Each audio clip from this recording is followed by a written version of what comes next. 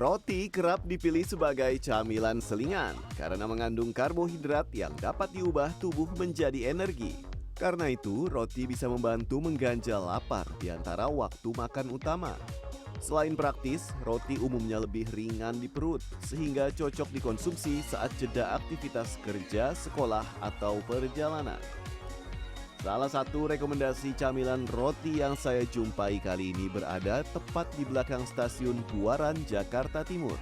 Namanya Roti Gulung Ayana. Nah, ini dia nih roti gulung yang viral di TikTok dan di sosial media. Namanya adalah Roti Gulung Ayana. Sekarang saya mau cobain dan langsung aja pesan ke tetehnya. Roti Gulung Ayana memiliki 13 varian rasa. Ada yang manis seperti pisang coklat, matcha, dan tiramisu, atau pilihan yang asin seperti hotdog, ayam pedas, atau ikan makarel balado.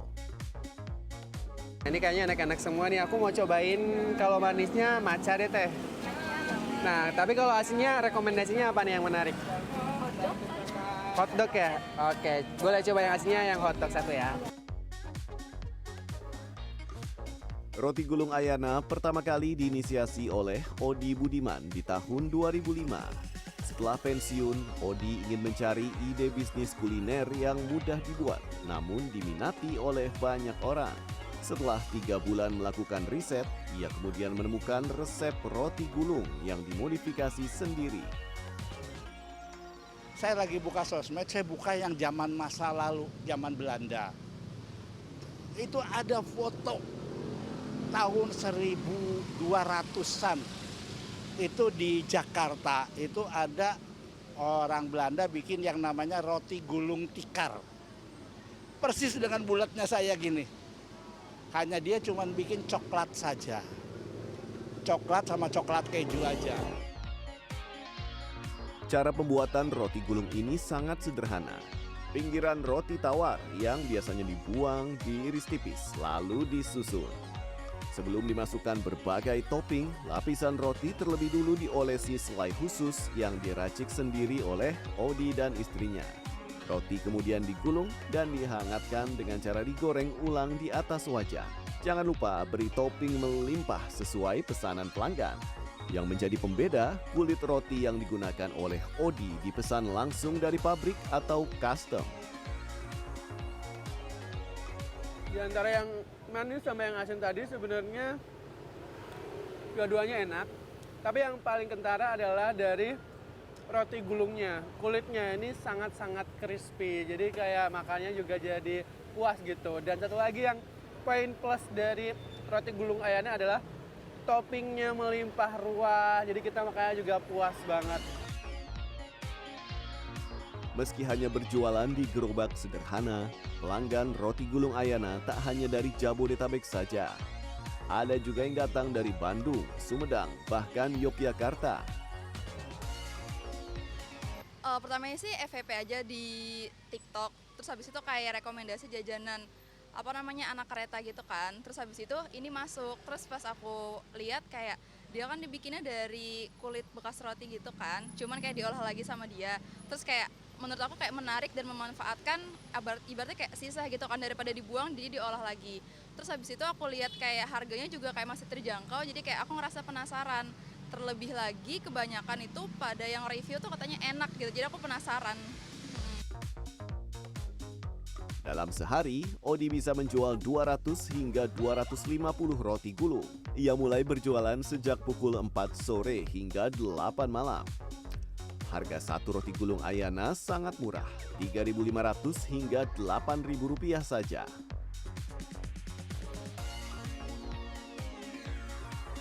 Puas mencicipi roti gulung, kali ini perburuan camilan roti saya lanjutkan ke lokasi kedua.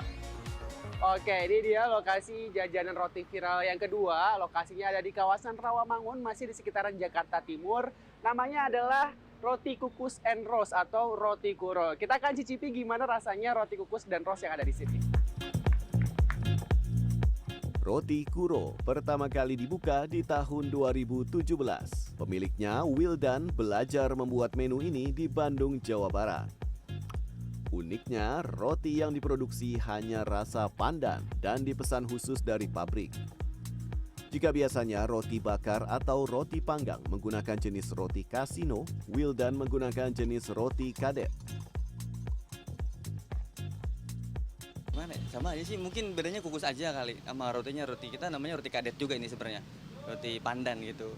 Cuman untuk membedakan yang lain kita kurang tahu, cuma bedanya kukus aja gitu aja sih.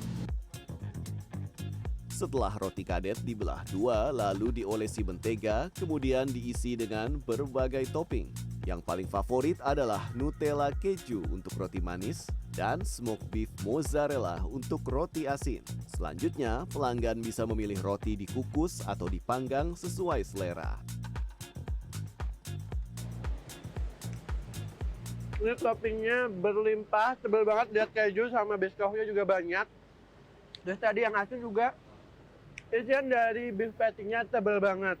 Dan perbedaannya dari dua roti ini, yang panggang atau yang roast ini lebih crunchy atau lebih garing. Tapi kalau yang kukus, rasanya rotinya lebih soft. Jadi dua-duanya enak, sore-sore nyemil roti, apalagi kalau ditambah kopi, tambah mantep.